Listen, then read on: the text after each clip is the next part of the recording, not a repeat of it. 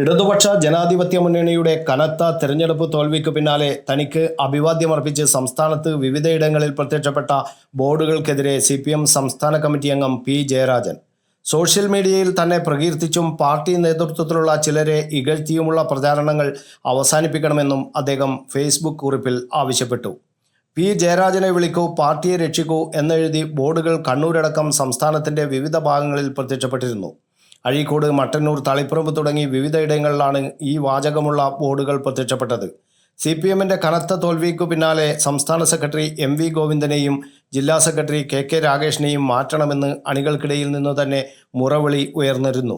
ഇതിനു പിന്നാലെയാണ് ഇപ്പോൾ ഇത്തരം നീക്കങ്ങൾക്കെതിരെ ജയരാജൻ പരസ്യമായി രംഗത്ത് വന്നിരിക്കുന്നത്.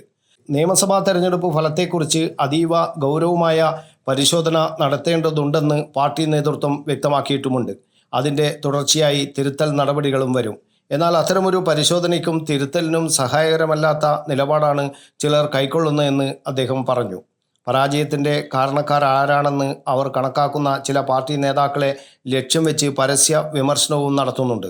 വലതുപക്ഷക്കാർ ഇത്തരം പ്രവർത്തനങ്ങളെ ഉപയോഗിച്ച് പാർട്ടിയെ ആക്രമിക്കാനും ശ്രമിക്കുന്നുണ്ടെന്നും P. ജയരാജൻ പറയുന്നു.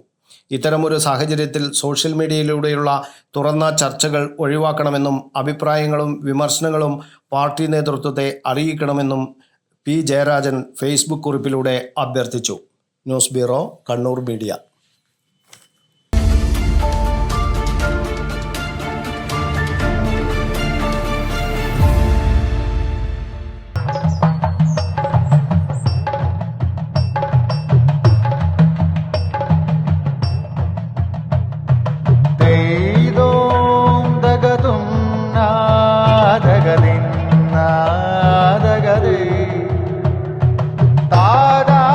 Relax. Redefine yourself.